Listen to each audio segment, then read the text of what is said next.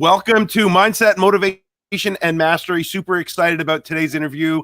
There's few people in your life that you can call a mentor, a few people in your life that you can say, have done amazing things, from your mindset perspective and helping you move forward.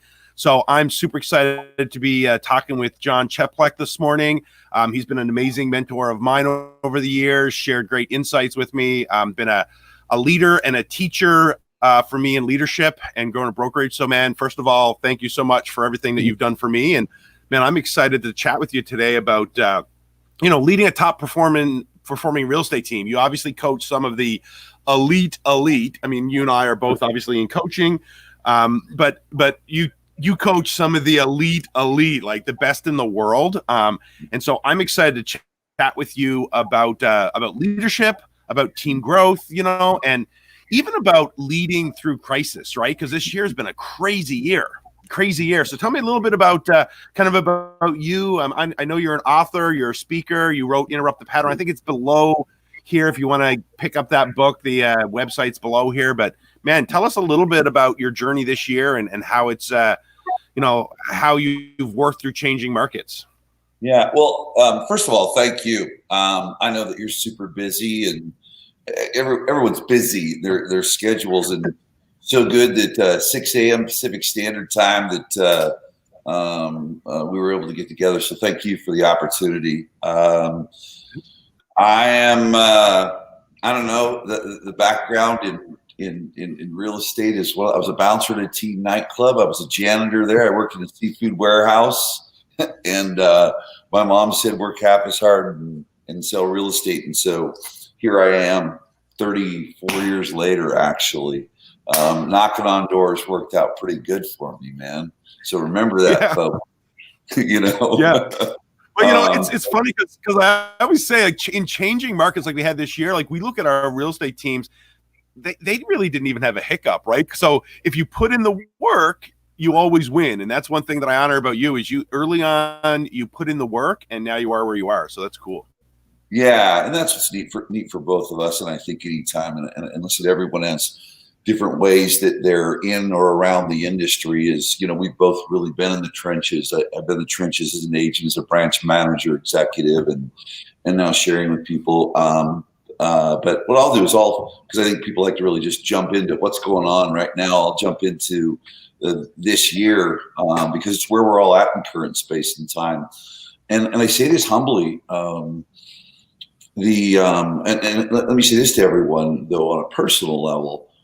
I hope that this year, if it did anything for you, is that it allowed you to really truly learn to embrace that any challenges in life that you have encountered, that you will encounter in the future, truly are there to serve you and teach you, not just cliche, but I mean to the fabric of who you are.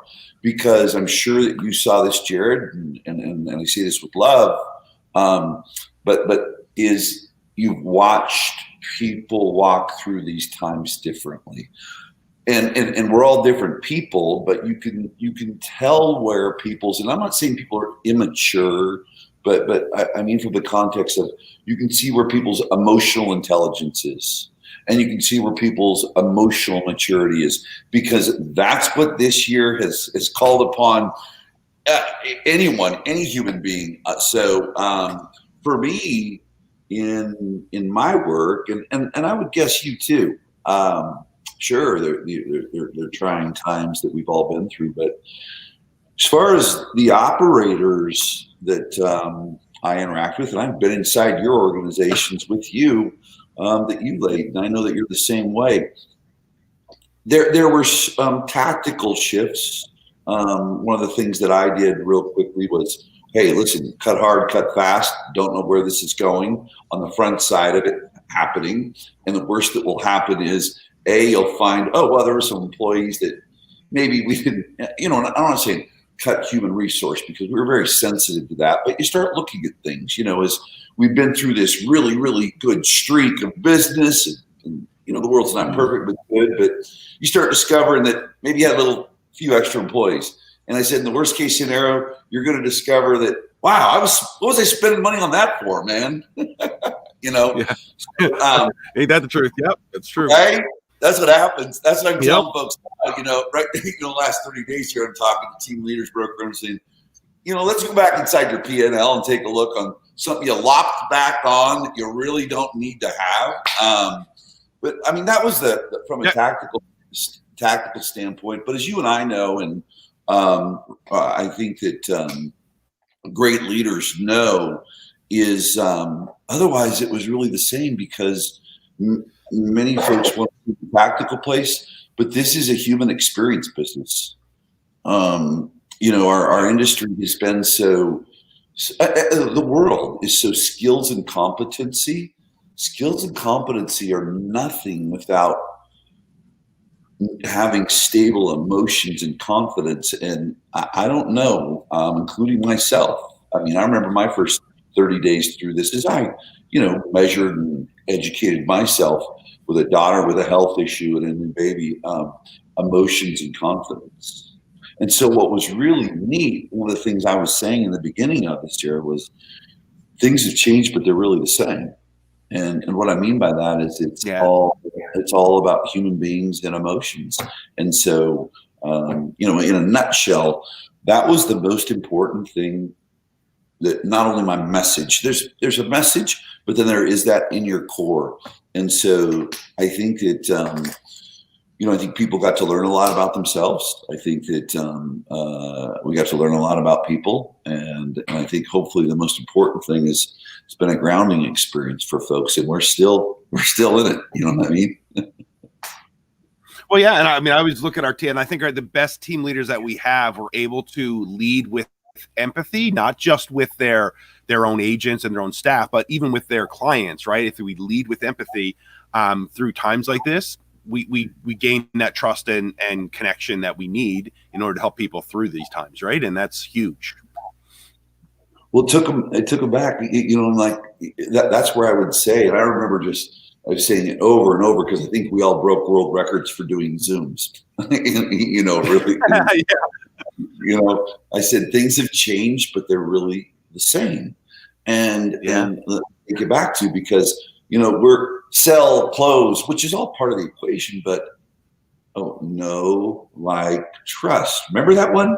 Way back in the old days, know, like, trust, empathy. You see how congruent those things are? And then the neat thing was what people had to do. Because I think it's important, you as a teacher and a great coach, you can't just tell someone. You gotta really break it down for them to not only understand, but align and increase the likelihood of them taking action. Is that getting people to recognize that when someone has something going on emotionally or an emotional block, they will not make a decision, a logical decision. And so I think if anything, hopefully it increased or caused some people to really increase their skill sets in being in sales and being in leadership, So speaking of that, so what are some strengths or characteristics that like an amazing team leader kind of would have or would need to work on in order to lead a team? Like we watch top producers grow their business where the only place to scale or only place to go up is through leverage. And a lot of them struggle with that. So what are some of the things that they need to, work on, or what are some characteristics that you would say, hey man, like in order for you to lead to the next level, this is what you need to work on?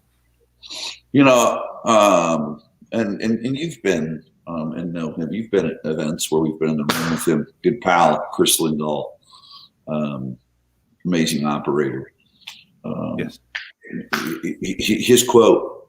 He said, "Don't the biggest mistake people make. They don't get the number one return on investment is investing in your personal development." I mean, period. And then to go further, and I mentioned it, and it's very interesting, emotional maturity and emotional intelligence. And so going further with that consciousness, and you're like, wait a minute, is this the John and Jared Kumbaya show? No, it's not. It's not. It is personal responsibility. So it is very, are you good at the numbers or a spreadsheet, or do you have a good personality, or all of these other things? No, it is like your deepest of. As I look at working with these leaders, and it's really deep. It's from Adam Contos, CEO of Remax Worldwide, is one of my one-on-one coaching clients. And then you've got an individual agent that maybe sell maybe 100 plus homes. You see all these different things. The number one block is emotions. The number one breakthrough, whether it's personal or those emotions and interactions, for yourself personally, but also in how you facilitate that the experience for people you lead. Personal responsibility, your awareness of where you're at, owning every single outcome. That's number one. If anyone is stuck right now or not growing as fast as they want to, and we all see this in life. You see someone that's growing faster than you, go look underneath it. And I'm going to tell you, I promise you, in about 30 minutes, maybe less, you're going to find they're deep, like really, really deep depth of developing who they are. No, for sure. And 100%, right? It's about, again, you and I both wrote books on how to connect and how to do, how to connect with people, and then how to push them through. And then ultimately, in order to do that, the leader has to take full responsibility for the outcome of his behavior, her behavior, and the outcome of the team. Right. So love that. All right. So we're at the time of the year where, we want to make sure we're finishing the year strong with our team. Listen, let's be honest. 2021 preparation starts now, or starts coming up in the next couple of months. So what's the best way to motivate a team? Like, I think, again, we're, as leaders of a team, it's easy for us to go out and do business. It's easy for us to, to take on the actions that we need. And one of the biggest challenges I find with team leaders is them motivating their team. And I think, you have a unique mindset around motivating people, rather than just, hey, pushing them to do it, or holding them accountable to numbers. Like, you have a unique mindset around motivating our team to do more. Share with me a little bit about that. Right. Right. I'll tell you what I'm doing, what I've done most recently, because I'm zooming into, typically my week looks like about 95% leadership, 5%, maybe I'll zoom into some teams. That's shifted a lot lately, where they've asked me to come in. And I don't believe in leading by fear, but there's this thing called amnesia that we have. And I think that 60, 90, 120 days, most people, I know some people too, I want to respect everyone's situation. There are other people that really emotionally, they're in a tough spot in where things are at. And I get that. But my experience has been, most people were scared to death or sitting in a place of absolute unknown. Most people had a moment like that, I believe, 3 or 4 months ago. Fair to say? It's like everything's I would say. Right? Yep. So what I always do, that's so I'm going to tell you what to do right now, but also pick your spots in the future as a leader too. Is number one, write this down.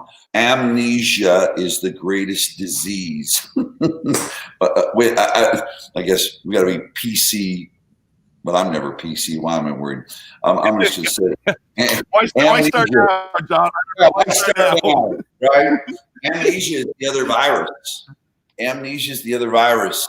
We forget where we were, yet our power is in where we were. We forget traumatic experiences. We forget the things that created fear. We're taught that. So here's where I go, and you set this up good. I'm very counterintuitive. All right, what's your vision? What's your goal? What's your affirmations? What's your? And this is not a don't do that. But here's what, don't skip that. Your future's in your past. So right now, if someone's not posting that they had a record July, they must have been sleeping under a rock in the real estate industry, because I think everyone in the world did. Okay. And I'm not trying to minimize anyone. Congratulations. Regardless of market condition, you did the work. Okay. But my number one principle is your future is in your past. And so for a leader, again, and I don't want to be just cliche-ish in this, where the breakdown is that we have tension. There was a time where there was tension. There was a little bit of fear that was happening for everyone. What's this going to look like? And then all of a sudden things got good. Okay. And so what does that have to do with staying motivated now? Well, because what you're going to encounter, or what team members and even leaders are encountering, is fatigue. Or what they're going to encounter as a team leader, what is you're going to, or you do have, I know, as a team leader, you do have some people that have made some money, more money in a short period, in a similar period, more money in a period of time than they've made in any other period of time in their life. Because it was like this person that sells 4 homes sold 16 homes last month, and then they sold 12 or 13. And so what sets in is amnesia.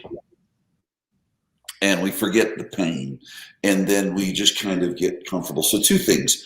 A, remind them, always keep, as I mentioned earlier, as you're leading people, and Simon Sinek is wealthier than me, sold more books than me and all that. But the big why, I think, is the most misleading thing on the planet for most people. And maybe it's context. A big why, I don't believe, gets someone there because it's so far out of reach. And so something that's so far out of reach doesn't allow me to get a victory, right? And so you can burn out. What I believe in is always remind those that you lead what's right in front of you. What bill do you need to pay off right now? What's one thing you need to do with your family right now? I am huge in the micro commitment space because I believe in the simple. I always said, people's big why, they don't have a conscious connection to it. Like they see it and they want it, but there's no conscious connection to how to go from here to here. And doing exactly what you're saying is bringing them to a conscious connection of how to go from A to B to C to D to get there, right? So 100% agree. Yes, it's where that breakdown is. And so have it be a what. And it's really neat, Jared, and you've seen this because I know that to lead and have the success you've had as a leader, you've had to have these connections with people, these conversations in your office with folks of where they're at. I mean, someone that comes forward, I've got some tax debt. Someone that comes forward, I've got medical bills. I've got, I want to do this for my mom. I promised this for my kids and I'm not doing it. Well, that's not in your future. It's in your past. Because, see, there's only 2 things that we know for sure, okay, as humans. What happened in our past and what we don't like. So why not, when you are looking at those that you lead and looking at yourself, go to the things that you know instead of the unknown? Now, am I saying don't have vision? No, I'm not. But I'm saying when Jared's question, okay, what do you do to motivate people? Good. Go back in your past. Okay, number 1, go to that moment. Close your eyes. And I'm on a Zoom with him. Close your eyes. And I want you to go to that moment. I want you to feel the moment of fear. Maybe it was for a few days. Feel the tension. Feel the concern. Feel the stress, the pressure. I mean, these amazing moms. And I know there's dads out there too, homeschooling their children. Some should be homeschooled. Yeah, right. So, but I want you to go back to that moment where you were concerned, and at that point, you'll do anything. You'll do anything. But then things relax, and then all of a sudden, the V curve, or the pent-up demand, or maybe it's just a perfect storm of interest rates applying to whatever. Woo! The most dangerous place on the planet is right now. And not because of what's going on. And you may say, well, sure it is. Look what's going on around us. What's going on around you has nothing to do with your life. It's always what's going on inside you, period. Okay, so here's where it's dangerous. Things are probably really, I always want to be respectful, but in our industry right now, we're hearing about record months and all kinds of greatness. So let's just stay in the place of things are really, really good. Well, you're vulnerable. You are absolutely vulnerable because you're going to get comfortable. And there's this thing, and you may say, I don't have ego. Everyone has ego. Everyone has ego. There's this creeper called the ego that's going to creep on in. And now there's the potential for another perfect storm. So, and this is me explaining, taking the time. I'll spend more time on a Zoom. I mean, I'm not even get into tactical. I'll get into mindset with it because it's so critical. And you're going to creep along and look and go, wow, I haven't had that much money in the bank. Wow, I haven't been debt free. Wow, things are great. And then, oh, wow, here comes the holidays. And I want you to enjoy your holidays. And oh, wow, it's a big period of time in the holidays. And then it's going to be, it's the first quarter and I've got nothing. So you get to choose. You get to choose right now. What are you going to choose? And so that's the first thing is I want to take them back to, I don't believe it's leading by fear. I think in the context of leading by fear, at top down, I like to play in the wave of emotions, the duality of emotions, and have them go back and think about when they were scared, when they were concerned, and how did they come out of the gates then, and to maintain it going forward, to see the gaps also. Always look at any gaps in life and business. Historically, what could I have done different to change things now? But I think right now, the virus is amnesia, forgetting where we're at and being very, very vulnerable because of ego. And so that's my communication, number one. And number two, just like what you said, and that was this week's Zoom. We're into the last 4 months of the year. And right now, you're packing on the last part of the year, but we're hitting this crossover time right now where it's going to be, okay, a little bit's going to dump into this year, but then a little bit, but then it's going to start, impacting next year. And then there's going to be a bigger window though, I think, where the rest of what you're doing is the rest of the year. And that's when you typically turn it off. So it's just those things, creating that awareness for people. And then, this one though, Jared, they choose. We can't make them do anything. Yeah. One of our biggest enemies is complacency, right? We get success, our ego gets going, and then we get complacent and we forget what got us here. And like I always say, what got you here is not going to get what gets you there. So if you think back then was tough to get here, we got to ramp that up because we got to do more in order to get for next year, right? And if you get complacent, which I think a lot of people, well, two things. Success creates complacency, right? Oh, I had my best month ever. Right. I'm going in. Oh, the virus had nothing going on. I'm really good. Then we get complacent and we drop off. And then the second thing is we're at the end of the year. So we go, oh, it's the end of the year. We're finishing strong. We're good. And we get complacent, totally forgetting that, man, if we show up January 1st and start our year, we ain't going to see anything until quarter two, right? So in order to have a strong quarter one, we ramp that up right now, right? So I love it, love it, love it.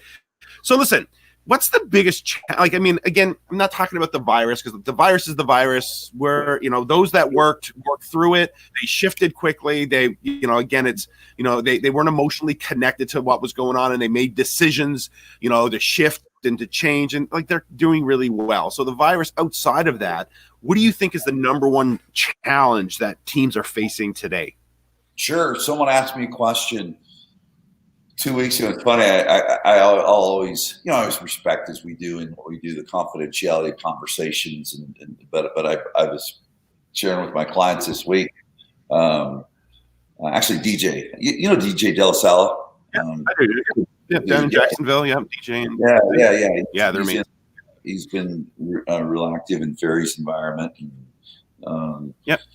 Anyways, I said, hey, DJ.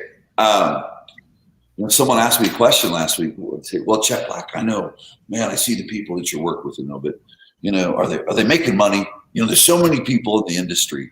The top line person. I says, no, they're all losing money. Yeah. And what do you mean?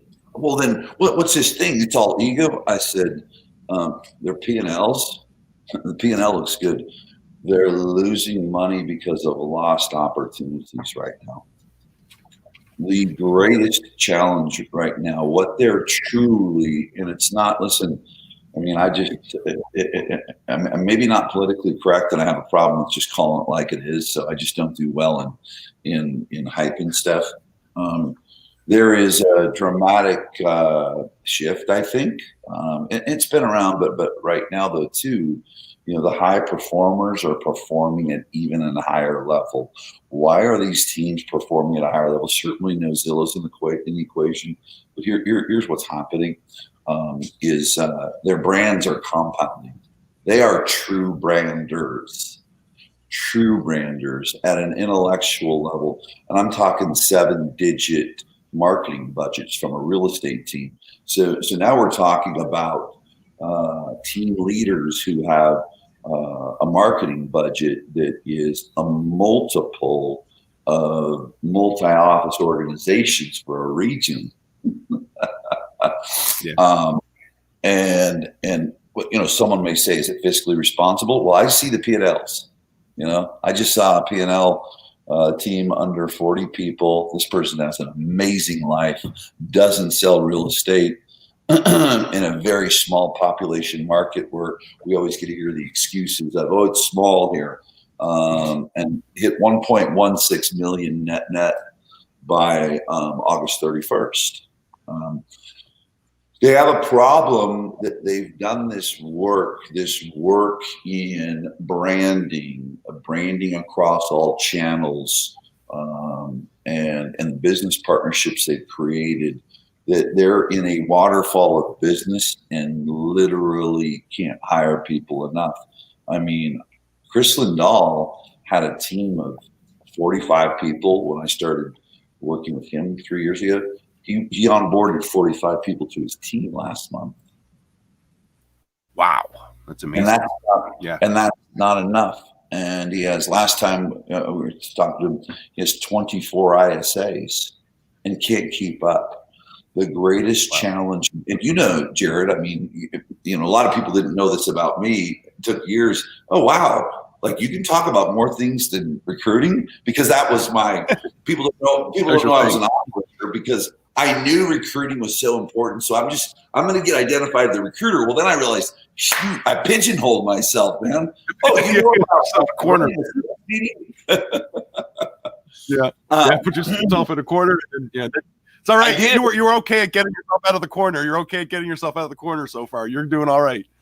Yeah.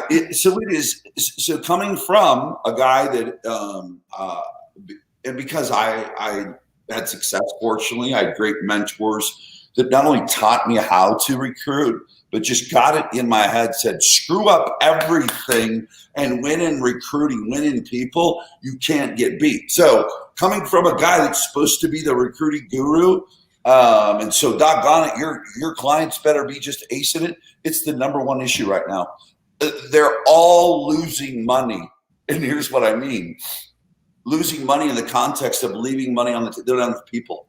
I mean, it's just, and they're having great recruiting numbers. So yeah, their brand is compounding, their systems, strategies, processes, the different channels they use, their constant obsession with their copywriting, the messaging they're putting out there. It's just this compounding thing that's happening.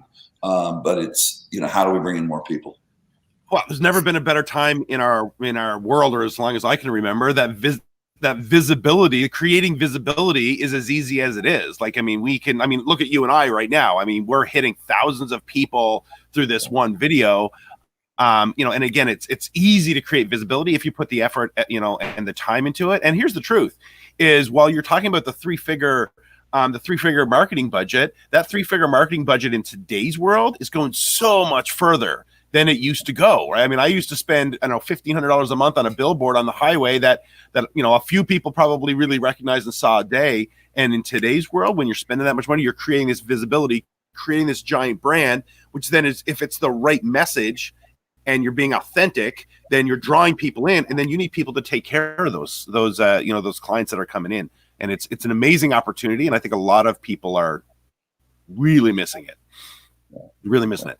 What's the biggest mistake? What's the biggest mistake that you see team leaders make over and over again? The order in which they hire people. the order in which they hire people, and it's twofold. I'll give you the mindset that and they do it though because it's human nature, and someone tells them to probably, and so it's so here's the mindset of it. I need to have this right though before we do that, and I've got to have that thing over there before we do that. And I looked at him, these big mega producers. I go, can you call me when things are just right? And they look at me and go, holy shit, never. I'm like, okay. So the mistake they make is getting all their aces in their places. And then I give all the credit to him, and because he did it, he made the choice. As I reference anyone that I get the opportunity to work with, I didn't make them that. They're great folks. I get to ride along with them. But DJ illustrates this. I mean, they were doing about DJ and Lindsay. Lindsay's an amazing operator. They were doing 64 million, and it was like, okay, what do we do next? And 9.9 out of 10 leaders would have hired maybe a sales manager, that person that could step in there so they can work more in vision. I mean, Lindsay's she's an operator, man. Amazing people skills, but a great operator. Most people would look at other staff members, and they still want to. Well, you need to hire a sales manager. You need to have a trainer if you're going to be bringing people in. Who's going to be handling onboarding? I said, no, you need a recruiter. Ready? Yeah. Watch this. This is, and I had people capture this because, the question, I heard it come up, when's the right time to do X? Okay. Well, so, and many may be sitting here, and this can change the game for them. They were at 64 million and they hired a full-time recruiter. Yeah. And their objective was in hiring this person was their capability to make at least $100,000 the first year. Because if we don't come in with that mindset of someone that can make that type of money, we're looking at someone with a skill set. It's so funny, man, Jared, where people will spend money and where they won't. I mean, the most entertaining thing for me is to look at a profit and loss and look at the financial resource that goes towards recruiting. Well, listen, they'll hire a transaction coordinator all day long when they don't have the transactions they need, versus hiring a recruiter to create more transactions, right? And it's so funny because that's the mindset, right? Like, I need another transaction coordinator. I'm like, you've done 3 deals this month. Like, why do you need a transaction coordinator? Like, I'm confused. Get a recruiter, get more deals in there. Yeah. So I know there's a lot of people that'll watch this that'll go, okay, how are we paying a recruiter? Like, I know that's a very technical question, but just people are going to ask that. So how are they paying them?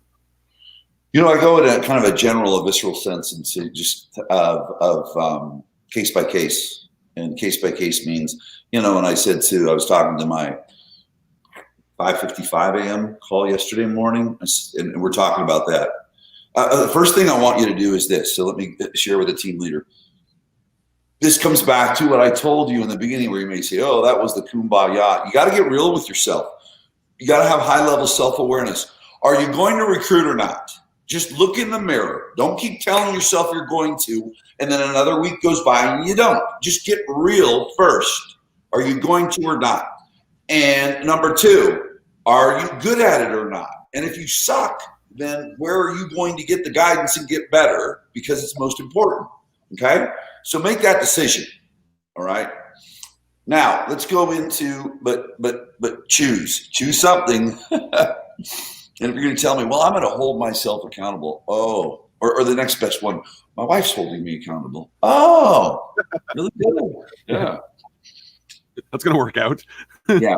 So I asked him, I said, what's a decent, where someone can survive, maybe, have it, pay their bills, and because everywhere's different, right? Some people, it's like, I think in one marketplace, like people have to make $100,000 here to live here. Anyways, so it was 40,000. Some people it's 50, some it's 60. So a base, a 40, 50, or 60 base. You want that person to make 100 grand. And then there's a few different ways to go. I do suggest pay on the hire. And now you map it out. Then put a value, and I like a value of about $1,500. Now listen, you know, this varies. So everyone think about scale, okay? If you've got this big brand, at the moment you turn on the faucet, in other words, the marketing, the email campaigns, the social, the video, you're doing all the campaigns, and you actually go out to the market and solicit when you never have before, and you've grown organically, historically, you know, you're going to, so you've really got this machine that's in place already. Okay, where if you start calling people, see, everyone's different. You start calling people, and you know this, Jared, and in fact, your friends and people you coached. You know, the moment they turn on the faucet and say, "Hey, we're hiring," they'd be like, "What? I thought you didn't hire people."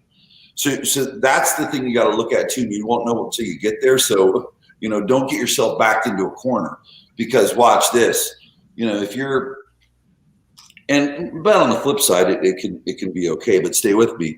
You know, if you're in number one, a dollar amount, 1,500 to 2,000 top, that you want to pay an incentive on the backside of that recruit.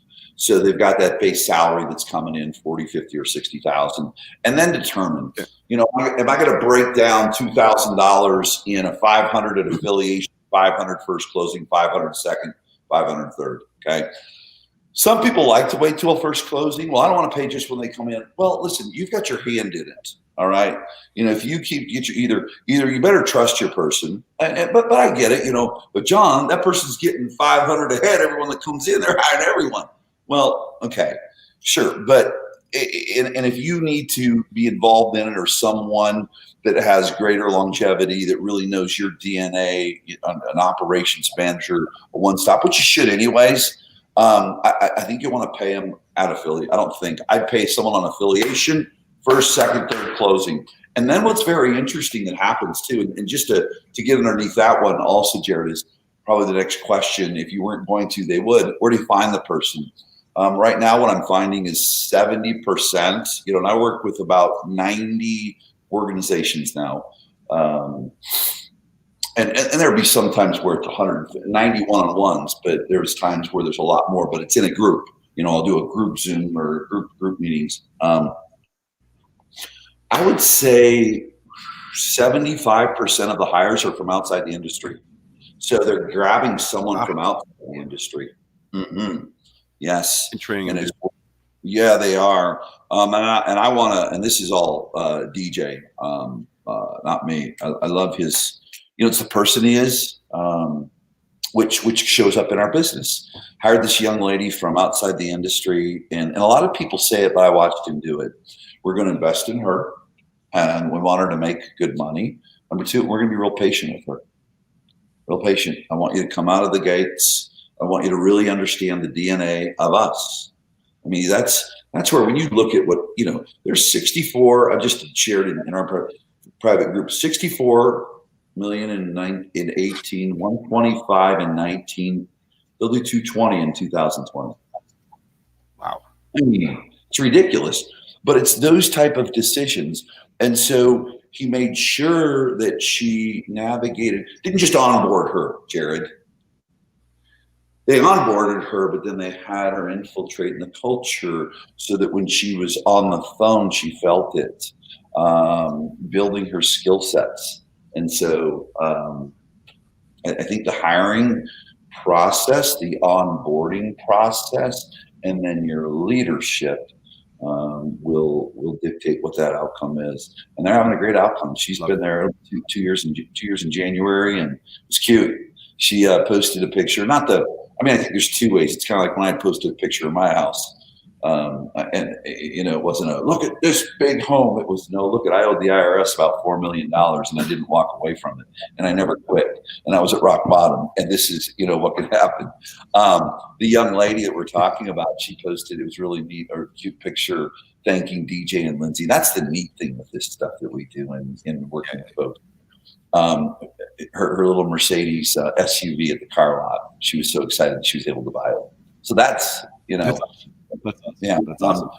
And you find them on Indeed. Go ahead. Keep going. And they're finding real quickly, finding recruiters. They're finding them on the job posting places. Mm-hmm. Awesome. Yeah, cool. So one last question, because I want to respect your time.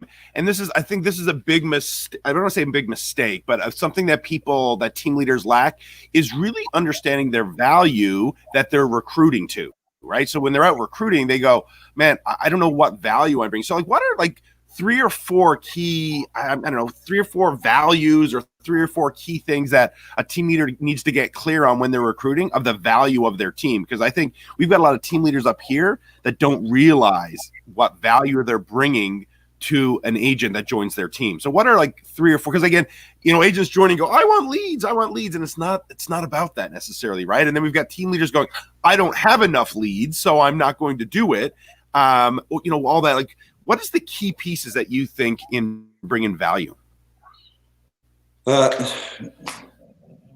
environment that is, and stating it, an environment that is not here to make you sell a whole bunch of real estate and be a superstar real estate agent. And so I'm saying it, but then these are the words that are used too. It's an environment that is simply a vehicle so you can experience life at the highest level. And that's the truth. Yeah. Number one. Yeah. I think everything that, outside of leads and the technology and the marketing, what's very interesting is a lot of, and I'm not saying people aren't sophisticated, but that's all logic-based stuff. What's this that, and it can get overwhelming, and you've got to have it. And we do know that there are some that have more and they do it a little bit better. But I'll tell you, remember this, and this, but for everyone else, the heart chooses, the mind justifies. So you better be making emotional connections. And if you're talking about the experience they're going to have, the value, you're to talk about the value you bring, it better be that connects emotionally, serves them emotionally, serves them personally.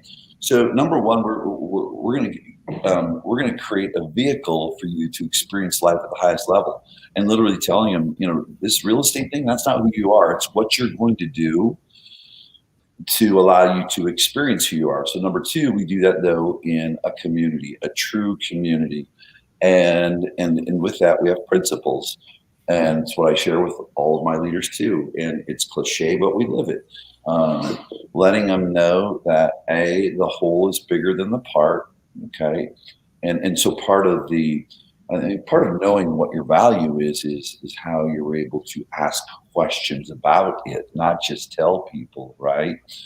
How do you do when someone else succeeds? Do you celebrate it, or does it get you a little bit jealous? Well, I'm jealous. Okay, that person's not going to fit. So the principles of the whole is bigger than the part, so that I myself as the team leader, this thing's become bigger than me.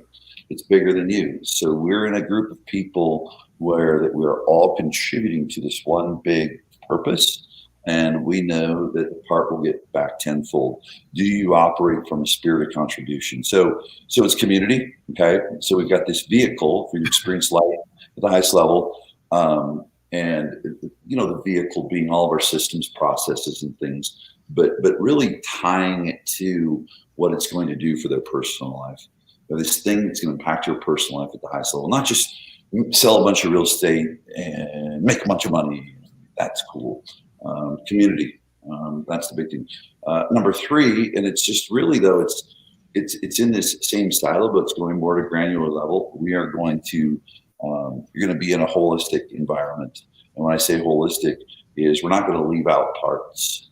And I know the human resource people don't like this because it's dangerous, but we're going to approach the business relationship from a holistic standpoint. In other words, support every silo of your life, your health, your wellness, your personal life, and your business. And again, they're all overlapping. I think that's as I look at your value, and you may be sitting here saying, yeah, but everyone knows that. No, they don't, because you're not demonstrating it in your marketing. You're not demonstrating it in your interview.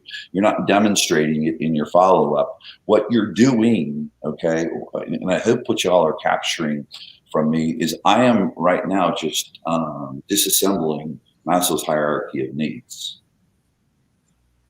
Maslow's hierarchy of needs as humans. See, the problem is that you look at Maslow's hierarchy of needs, at the top of the triangle is self-actualization. And that's all you ever talk about. Because there's a real estate hierarchy of needs, real estate agent one, and that one's sell $1 bajillion worth of real estate. But you forgot love, recognition, belonging, self-esteem, right? And that's here, right? And that's here. That's it's a human need, right? It's a human need, all that. And if we don't provide that, then they're right. Yeah. So all those things. So these are real principles. What is your values? Because I watch the leaders that are not only saying it but living it, and it's what we come back to. The final one is contribution and the ability for you to contribute. So you may say, well, John, you were just talking about that, and the whole is bigger than the part. No, no, and yes. I mean, here's the thing: is contribution is our theme. I am in this environment that I've created with these tools that we have that are expected in business, where we stay out in front so you get the most opportunities, okay, and have the best chance to convert them, give you the opportunity to do one of the most powerful things you can do to grow you as a human, and that's love and support other human beings through contribution. Because this, you've done a lot of interpersonal work and have always been committed to personal development. And for the men that hear this, put your man card away and get over yourself. The number one way to love yourself is to go out and love other people. Yeah. And in an environment that fosters contribution. So for me, it's all interpersonal, Jared. Those are that's what their value is. Because the other stuff, they don't even connect to the other stuff that you have, strategically, logically. None of that even matters, though, until they start hearing, the basis, the foundation of Maslow's hierarchy of needs. Yeah. Yeah. And so it's so true, because we always look for these things of, I have this CRM and I have this. And here's the truth. And I always say this to clients when they're going on interviews. What is the person you interview? What do they really want? Right. And we go right back to the beginning of their why. Oh, you're talking about their why. No, I'm not talking about their why. Like, their why is great. Yeah. And it might be one step towards that. But I'm saying, like, what do you do? What do they need right now that you can take care of for them? What problem can you solve for them? How can you help them and support them? And, their mindset goes, wait a minute, but they're supposed to be coming, helping and supporting me. And I'm like, no. See, that's where you're backwards. Like, yes, ultimately that's probably where you're going to end up. But here's the thing: you help them get what they want, they're going to automatically. I think, who says that? You help them get what they want, they're going to help you get what you want, right? And it might be John. I don't know. Zig Ziglar? I don't know who it was. Maybe it's Zig. Maybe it's probably Zig Ziglar. Yeah. Right. And so that's the reality. When you're out there recruiting, stop trying to just sell them this book of goods, for lack of a better term. It's not necessarily a book of goods, but you know what I'm saying? Like, really get in touch with how you can help them get to that next step in their business, in their life, and they're in. Like, they'll connect to that, like, because they'll connect here, and it won't be so much here, right? And that's what's going to help them make a move. Listen, my friend, I honor and appreciate you in all that you've done to help me and continue to help me and help the people that you're out there. One of the things that I love about you and your coaching is that you don't just take it on surface. You're a scuba diver, and I love scuba diving when it comes to that sort of stuff, because it connects. It's about connection. Like, in our life, development, growth comes from a high level of connection with the right people and working together in human development, and then we all get what we want. Real estate is our vehicle for that, and that's awesome. So I appreciate you, man, and thanks for joining us today. And if people want to get in touch with you, what's the best way for them to do that? Follow you on Instagram, Facebook. You're big. Cheplak Live on Instagram. My personal Facebook page, Jon Cheplak. And my website is cheplaklive.com. So cheplaklive.com. I did put interruptthepattern.com down there too, because that's John's book. And again, he's a lot of great resources in that. Thanks, my friend. And you have yourself an amazing Saturday. Thanks, brother. All right. Absolutely.